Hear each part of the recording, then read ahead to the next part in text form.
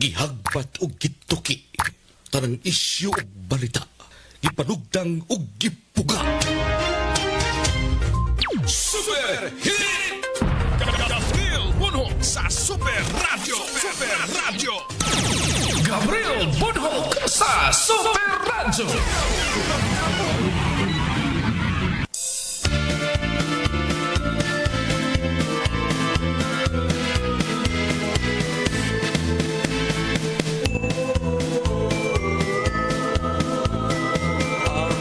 Pasko ay sumapit, tayo ay mangangsiawit ng magagandang himig dahil sa ayos ay pag-ibig. Nang si Kristo ay silang, may tatlong haring nagsidalaw, at ang bawat isa ay nagsipaghandog ng tanging alay. Gabriel Bunhok sa Super Radio.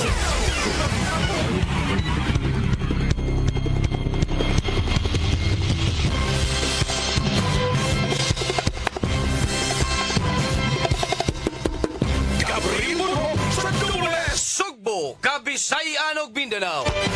Mga kapuso may buntag atong tanan. Welcome sa atong pagpanaguban. Super Hirit mga igala. Adlaw karon nga Huwebes, pitsa 20 sa buwan sa Nobyembre, tuig 2025. Kumusta ang tanan? Apas kapiskay kami yung mga panglawas karon mga panahona. Samtang nagpamati sa estasyon DYSS Super Radio Cebu.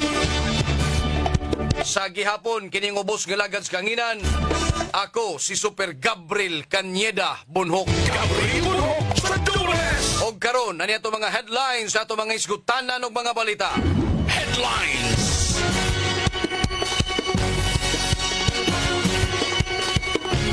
Ipahibaw sa usa sa mga lugar nga magbuhi og buaya mga igala des Dakbayan sa Talisay. Way buayang nakagawas mga kapuso didto sa ilahang walay mananap nila no. Nga nakabuhi mga kapuso nga miadto sa sapa sa mananga. O nigiklaro nila aron nga muwagtang ning kabalakas mga tao. Basig mapaduol sila ngadto sa sapa, masig nay mutukob og kalit nila. Wala ha, giklaro ni taga Crocolandia mga kaigsuunan nga why kamatuoran ang naay nakabuhi nga buaya sila ha. Naadya sa sapas mananga. Posible nga kadtong mga tao nga nakakita advanced thinking lang tong ilaha. Asin og basura tong ilang nakita nya kalit lang pud og tidlo mga kapuso di sa sapa. So na ilang giunahon na nga buaya na gyud to. Asay usa ka vlogger mga higala mausay ni post din sa social media. Pero katong yang post panawagan raman to basig pwedeng bang masusi ba ang kuan kung basig niyag naa gyud tinuod ang buaya. Pero wa gyud siya nga kakita mga kaigsuonan. Iingnan lang pud siya sa mga tao dito sa dapit. Ay buaya das Talisay oy naa dito Senado og Kongreso. Ya, basin siguro naapod sa Malacanang mga higala. Nagalawgaw naman ng atong dagan sa investigasyon sa flood control mga higala. Nagtuo ta mga kapuso nga ang paggawas o pagpatimaw ni Zaldico mao na ni ang hapit ang porsyon nga hapit na tang mahuman pero di ay kay gi-question pa man ni sa mga tao nga gipanganlan ni Zaldico ang iyahang video ug ang iyahang mga statement mga kapuso. Naabot na pud tangadto sa rally ni Tongtong Sintablados ay mi Marcos mga higala og mi pasangil siyang igsuon nga presidente nga adoy-adoy mga kapuso didto na pod nga isyu mga higala mao na say gitoke sa kadaghanan karon mga kaigsuonan. Pero wa matandog ang Malacanang labot ni ining aligasyon sa iyahang ate.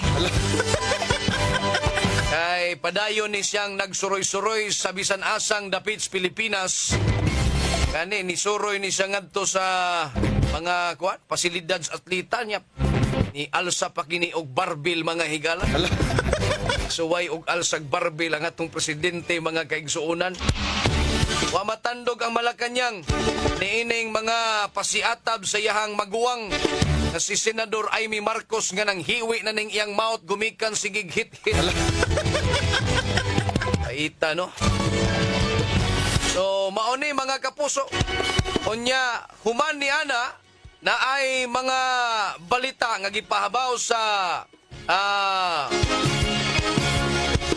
Malacañang mga higala ni Claire Castro nga mi tender og resignation si Lucas Bersamin ang iyang executive secretary ni Presidente Marcos.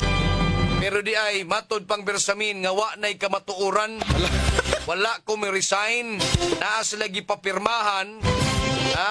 Ako mutuman kung unsay gustong mahitabos presidente. Pero wa to magpasabot, no? Kapag resign mga higala sa kaning istoryaha.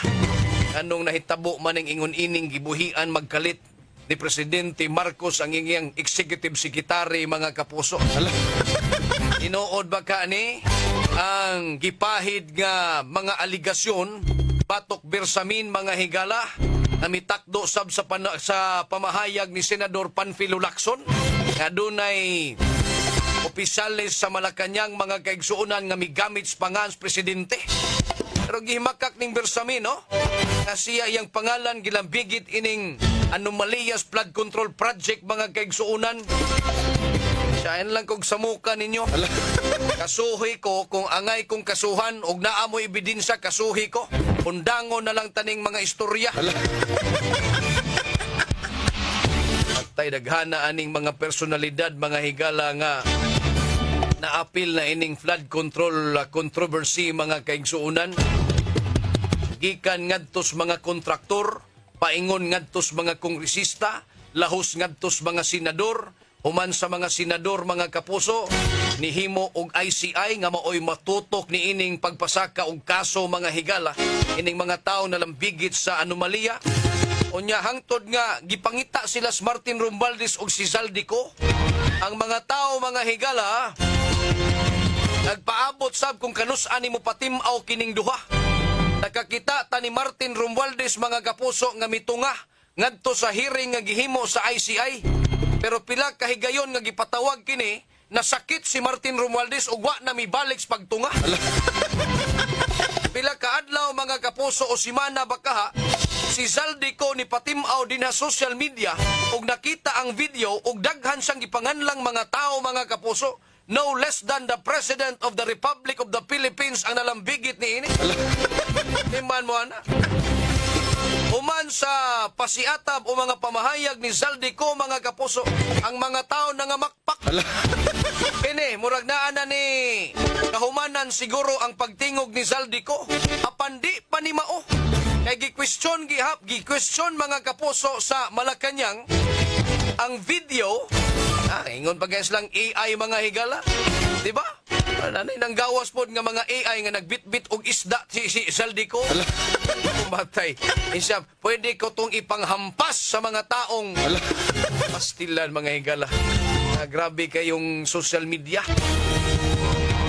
O nang ang uban sad mga kapuso makaingon po sa tinuod jud ka tong si Zaldico jud ka tong naas video mga kapuso. Pero anyway, padayon man hinuon siyang nagpost diha sa iyahang official Facebook page mga higala, di ba? Oh. Unya, mao lagi na no, naagpagtunga ni Zaldico, nagtuong mga tao nga mao na ni. Daghan na tangkuan. Murag naa nay katapusan ang dagan sa investigasyon mga higala kay ang mga artista, mga leadman, mga higala o mga gada sa salida nang gawas naman. Sus karon wa pagyudi ay, no? Gibali para si Zaldico mga higala kay ipakita gihapog suporta ang mga opisyalis gobyerno ngadto sa pamunuan ni Presidente Marcos mga higala.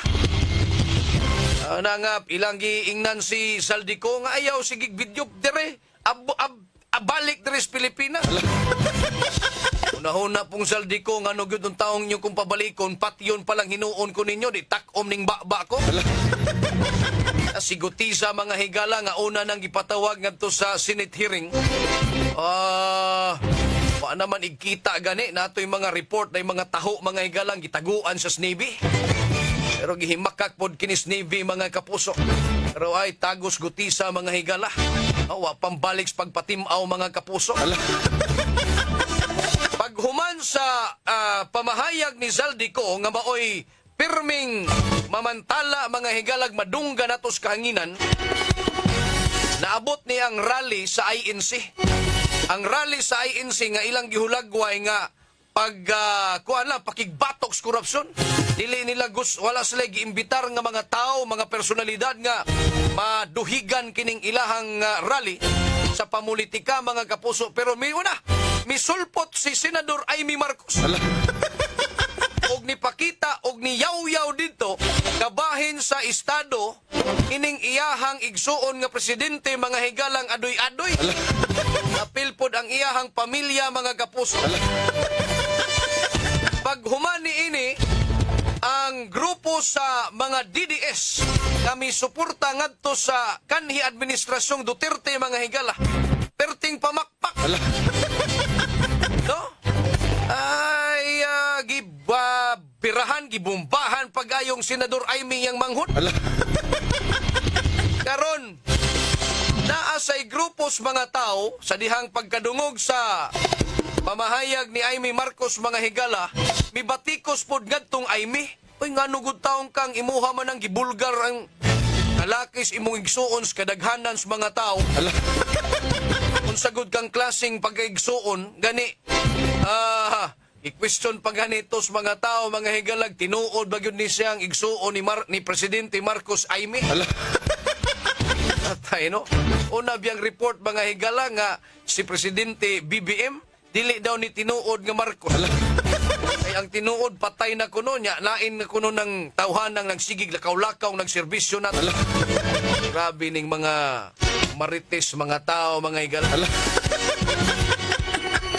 Paghuman ay ni Amy Marcos nga gibatikos ni tumaw na pod ning istorya mga higala nga si Lucas Bersamin mikanaog umiresign sa iyang posisyon mga higala isip executive secretary. Karon gi apil na pod ni si Senador Sani Angara. Kay gani kay wani sa miduso siyahang resignation letter. Ay iyahan ning tubagon kay bao man siya nga para niya wa gyud siya nalambigit ining flood control mga higalang kontrobersya. So daghan kaayo ng mga tao ang nalambigit ining maong kontrobersya mga kaigsuonan. Ang ICI, kumusta kaha ang ilang dagan sa investigasyon? Nakasubay pa ba sila ni ini? Sa tanan nga mga pangalan, mga kaigsuunan nga nilutaw, labot ining kontrobersya sa Pilipinas kaperting dakuag kwartang gikawat mga higala. Diay, nanawagan ni ang ato ang mga church leaders, mga kapuso, nga kinsa kuno kadtong mga kuan, kadtong mga kawatan, mikawat sa panununan sa gobyerno, mo uli kuno sa kwarta mga higala. Mao ni ang ilang resulta sa gihimo nga forum nga gipasiugdahan sa Clergy for Good Governance mga higala. Si Monsignor Manny Gabriel ang niingon nga ang tanang responsable sa lapad nga korupsyon magbasol nas ilang gihimo. Well, kani sigurong pagbasol okay ni kay iluom ra man nila. Pero sa musunod niya nga panawagan nga ay uli ang kwarta mga higala nga ilang gikawat, mao nay questionable pa. Ay basin unyag sa ilang pag-uli, mahibaw-an na hinuon sila mga kaigsuunan nga apil sila ining controversial flood control project. Ano day, na ay kawatang mutugan mga kaigsuunan. Ay, dugang pa sa Catholic leader nga kinahanglang ibalik ang maong kantidad aron magamit kinis gobyerno ug mapahimuslan sa mga Pilipino mga higala. Tinuod man? No? Well, og dili muhadlok mong mahibaw-an nga muuli mo sa inyong gikawat nga kwarta, asa ka nila dapit ibili, no? Para kitang tanan magmanihant na lang taini. Ay, pastilan mga kaigsuunan.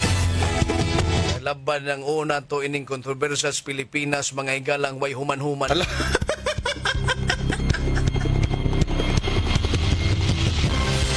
Alas Alas 6:20 na mga kapuso diri sa atong tulumanon. Oy gipaybaw sa taga DSWD mga kaigsunan nga ila na ning iapod-apod ang financial assistance alang ngadtos mga napektuhan sa bagyong Tino sa Central Visayas sunod semana. Andam-andam mo diha sunod semana. No? Aron nga makalinya mo, makadawat na mo sa inyuhang pinansyal nga ayuda ug makatukod na mo pagbalik sa inyong mga Pinoyanan. Pero ayaw na gyud taon to didto sa duol sa Sapaha kay naa na to sila no build zone nga gipahibaw ang taga-gobyerno mga igala. Basin unyag mo balik ra pud ang grabing baha. Apektado na pud mo, no? Mao na nga makatukod man lang gani mo adto na pud sa laing lugar. Inighuman ninyong dawat ining ayuda mga kapuso. Gipasabot sa taga DSWD ang totally damaged nga mga panimay mga higala. Makadawat kinig 10,000 ka pesos unya 5,000 ka pesos ang partially damaged mga kapuso. Ini hinuon ambot og makapabarog pagka migbalay. Siguro sa kahoy og totally damaged imuha, kahoy mga haligis balay. Unya sin ambot tagpila na ning sin mga higala. Kinahanglan pag yun nig kuan lain pod nga kantidad aron nga makabarog-barog mayawat na lang nis gobyerno sa omang 10,000 pesos sa may mahatagin sa totally damaged mga igala.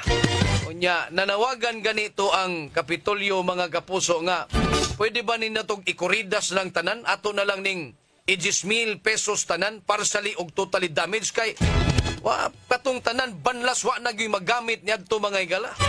Ingon ang taga DSWD, ipasabot sa katawhan, ayaw nang mahibaw mo daan para inita magsigigyaw-yaw rin sa Facebook. Ingon ra ba dayon ning, pabor kay kang kapitan, pabor kay ka ni Kuan Mayor. Away na hinuon. No? Giklaro sa taga DSWD na naa sila'y guidelines nga gisunod mga higala. Dili pwede ni nga maoy gusto mga kapuso nga ikuridas tanan ang paghatag kay paninglon man tas sa Commission on Audit kung asa ni napaingon ning kwartaha o pila ang kantidad nga ilang nadawat mga kaigsuunan o ilahan ning himuon nga kuridason ang tanan nga ihatag ning tanang kwarta mga kapuso sa mga apektado sila po'y mapriso. No? Ay tatog kwarta na sa flood control mga higala kay wa gyoy labot ang kuwa ini. Bulsaras mga politikong, mga korap, mga kapuso mo'y nabulahan. Saon man nga, agi manis DSWD niya, naasay guidelines silang tumanon, mauna nga, wa tay mahimo ini. No? Hindi ako no'y 12,000 kapin ka mga panimalay ang giisip nga totally damaged tungod sa bagyong Tino, o niya 106,000 ang partially damaged mga kaigsuunan. Pangutana na nadaan dito sa inyohang mga numero 1 ni taga DSWD manggod kay naaman gyud nilang listahan niya gikan gyud ni sa DSWD nga panudlanan ang mahitabo ini ang barangay opisyalis igo lang nis pag-asistar ini nila og asa silang dapita mang apod-apod ining kwarta nga assistance mga kaigsuunan. Mao na siya. Ang uban usahay mga kapuso dili pa kasabot ba nya adto den sa kapitan mga konsyas barangay ilang pangdutan pa sa kuan ilahang kasagmuyo labi nagwa to siguro malistas taga DSWD na ang mga opisyalis tanawa lagi himadlan ko ni daghaning magpost pa Facebook mga igalag wa maapil sa ayuda na yaw-yaw ni.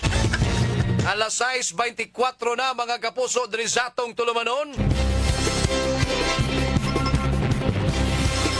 Ni auhag ni ang Kapitolyo mga igala kay ilahan ning i-reactivate pagbalik kining ilahang tree planting. No, apil nis mga rekisitos mga igala sa dili pa sila makahatag og mga permits ining quarry. Pero didto sa Dakbayan sa Talisay ni auhag biato sa provincial government nga totally stop na gyud ang quarry operation. Kay usa sa mga faktor mga higalang nakakontribute sa grabing tubig gikan sa kabukiran ibanlas diris ubos mga higala kaning pagkwari kay wa nay kahoy nga makapugong o makasuyop adtong tubig mga higala gikan sa kabukiran lahos nga nis kasapaan nagdala og lapok mga higala, gibanlas inutong mga urban areas. Paita, no?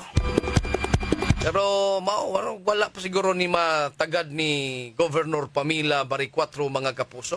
Katong resolusyon sa tagadakbayan sa Talisay mga higalang undango na tong kware. Ay, mga permit, mga kuan man mga permits maning lang gisgutan, mga requirements mga higala. Alas 6:25 na mga kapuso diri sa atong tulumanon.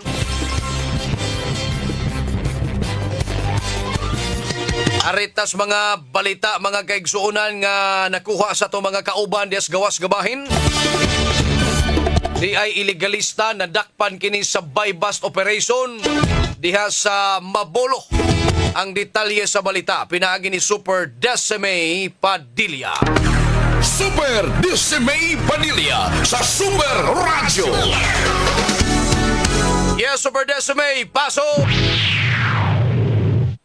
Super Gab ang Mabolo Drug Enforcement Unit uban ang PDEA nagpahigay ng buy-bust operation sa St. Jude Street, Barangay Hipodromo, Syudad sa Subo kagabi ini resulta kini sa pagkasikop ni alias Makmak, street-level individual 35 anyos ug way trabaho nagpuyo sa St. Jude Street, Barangay Hipodromo ning syudad. Ang suspitsado Super Gab nakuhaan ni siyang illegal nga droga at ginitimbang og 5 gramos ug nagkasidad og 34,000 pesos na karon na sa Cebu City Forensic Unit 7 alang sa proper disposition.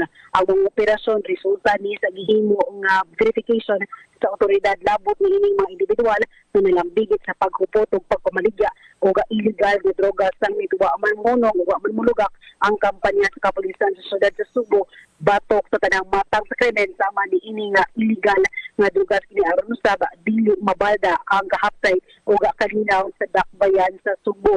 Kasong kalapasan sa Republic Act 9165 ng Pasaka batok sa suspitado. Uban sa Super Pedro Pantonia, ako si Decime Padilla sa GMA Super Radio DYWS, dapat totoo.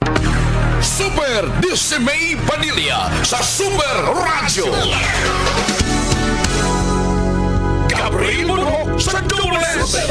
Daghang salamat, Super Decime Padilla sa mo report. Atong takda mga kapuso alas 6:20. Nagpabinaw kamo sa Super Hit sa Dubles. Padayon ta mga kapuso diri sa atong tulumanon. Alas 6:39 na kita karon mga kapuso. Ay si Sir Archie and Ma'am Jessica Diniega mga kapuso.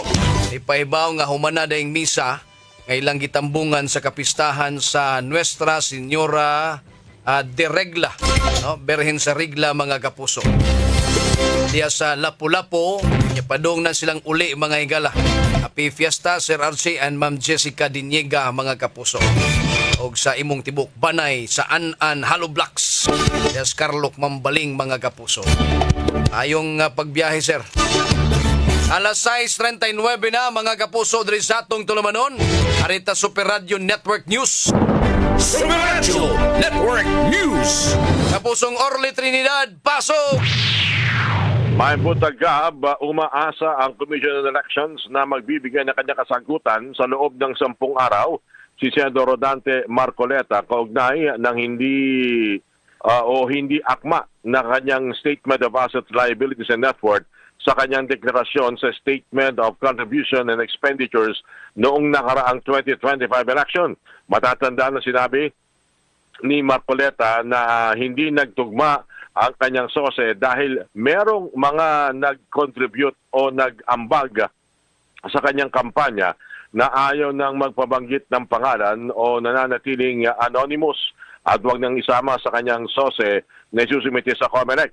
Ayon kay COMELEC Chairman George Erwin Garcia, ipinagbabawal sa ating Omnibus Election Code ang paggamit ng mga anonymous o hindi paghahayag ng mga pangalan ng kanilang mga contributor para sa halalan sa anim yan ng Section 99 ng Omnibus Election Code. Ayon pa kay COMELEC Chairman Garcia, pag kinakailangang ipakita na may silbi ang ating mga dokumentong isinusumite sa gobyerno tulad na lamang ng SALN, Statement of Assets, Liabilities and Net Worth, at ng SOSE of Statement of Contribution and Expenditures na isa sa mga batayan para mapatunayan na hindi nagkakamal o hindi nagkakaroon o hindi masasangkot sa mga anomalya ang sinumang opisyal, lalo na ang mga kandidato na hahawak ng mga mahalagang posisyon sa pamahalaan. Una nang sinabi ni Senador Dante Marcoleta sa isang panayam sa kanya na meron talaga nagbigay ng contribution pero hindi niya umano isinama sa kanyang sose dahil sa kahilingan na huwag nang banggitin ang pangalan ng mga ito sa kanyang sose o sa huwag nang ihayag sa publiko na ayon sa COMELEC ay malinaw na paglabag sa ipinairal na batas sa eleksyon. Yan ang ulat sa Metro Manila para sa DYWS Super Radio Cebu. Ako niyo kapuso, Orly Trinidad, dapat totoo. Super Radio Network News. Gabriel Bunok sa Dules. Super Radio. Daghang salamat kapusong Orly Trinidad gikan sa DZWB sa Kauluhan. Arita Super Radio Davao, 11 katindahan sa Davao Oriental. Misupak sa gibatumang price freeze, sumala pa sa DTI. Detalyes balita, pinagi ni Super Don Arcano. Pasok! Gikumpirma sa DTI Davao Oriental nga dunay kapinapulo katindahan sa probinsya ang misupak sa gipatumang price freeze tunga sa deklarasyon sa National State of Calamity ug State of Calamity sa Dibuk Davao Oriental. Sumala pa ni DTI Davao Oriental Provincial Director Joycelyn Banlasan na nag-issue ng ahensya og shokus order alang sa mao mga tindahan. Lakip dinhi ang duha gikan sa lungsod sa Caraga, 4 sa Lupon ug 5 sa Mati City.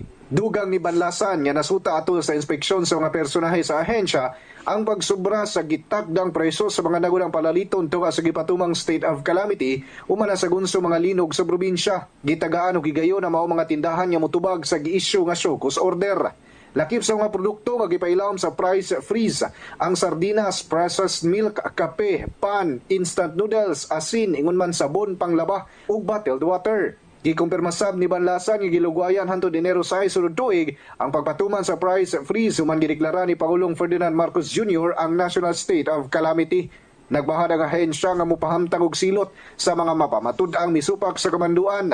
Giahwag sab sa DTI ang kooperasyon sa mga konsumante sa pagbantay sa maong mandato. All municipalities has negosyo center staff. So regular ang among monitoring. And with that price freeze, naa namin na-issuehan og show cause order nga naman because nag-violate sila sa price freeze. Ang tipik sa pahayag ni DTI Davao Oriental Provincial Director Joycelyn Banlasan. Gikan sa Super Radio Davao, ako si Super Don Arcano, alang sa GMA Super Radio, dapat totoo. Super Radio Network News. Super Radio Gabriel Bunok sa Dules. Daghang salamat Super Don Arcano gikan Super Radio Davao. Arita sa tua mga igala di ay scholarship sa TESDA. Abli na kini. Ang detalyes balita pinagi ni Super Alan Mahay. Alan Mahal sa Super Radio. Yes, Super Alan, pasok! Yes, sa sabagad, pinamaya ganansyo mismo sa DMDP din sa Rapbenso, magbigan na silitan nga programa, in partnership kini mismo sa ilaga buhatan. Ang dyan na silitan ng scholarship program, alang kini sa 3-year diploma hospitality management, ngayon ang 3-year diploma sa tourism management scholarship program, nga doon allocation nga mabot ito sa 2,625 scholars, slots nga pakahatag kini itisyo ato mismo sa mga qualified applicants, kalabigyan pa rin yung libre ang tuition, libre ang libro, yung naman dapat insurance allowance, o other program support, kihatag ato mismo sa resigutan ng mga qualified ng mga scholars sa mga beneficiary na kalabigyan pa rin free tuition fee for 3 years, libro, and learning materials, assessment fee sa INSI 2, INSI 3, INSI 4, and free insurance coverage. Ano pa 9,000 allowance per semester. Iya klaro ang nasigutan ng mga qualified ang scholars sa kining mga high school graduate, naman kining high school graduate old curriculum. Ang ELS sa completers, college undergrad, kasi nang naman yung original form 137-138, certificate advertising good moral certificate, in ISO birth certificate, and mobile dismissal, alang sa mga college undergraduate, dininis ko sa Dakbayan, bumantang mga neighboring cities, dininis ko sa syudad. Ako salamat sa Jimmy Super Radio DYWS, dapat ito. Alan Mahal sa Super Radio. Super Radio. Gabriel Bunhok sa Dubles. Daghang salamat, Super Alan Mahait si mo report atong tak na mga kapuso alas.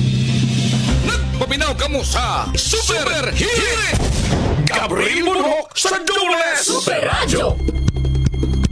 Okay, alas 7 in punto na mga kapuso diri sa atong tulumanon. May pagpaminaw nila ni Junjun Garay mga igala, Annalyn Saldivar, ni Imelda Canilio mga igala, Happy Fiesta Milagrosa Birhen sa Regla.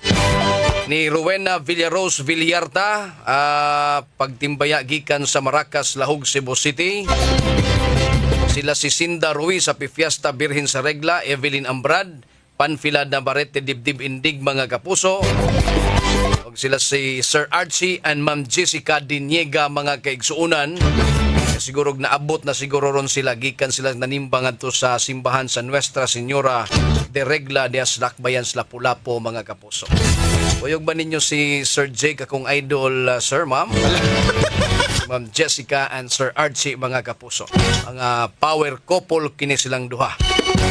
Nya matag tuig yun, mao na ilang panaad nga manimbag yun sila dito no sa sayong buntag dina sa Nuestra Señora de Regla. Ayo mo dia ma'am and sir sa inyuhang negosyo pod no.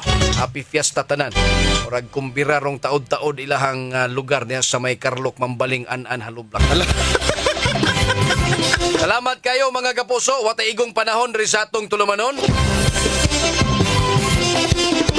Alas 7:01 na kita karon mga higala. By the way, 35 kaadlaw na lang, Pasko na, Super Dundon. Sangan sa kadagkuan sa istasyon, Superkit Matos Cortez atong station manager, Algina Bagita Program Director, Fats Anthony Inzo, News Director. Dito sa transmitter side, Super Franklin Lagos. Atong sparring partner, Super Dondon Chef Villa Carlos Jr.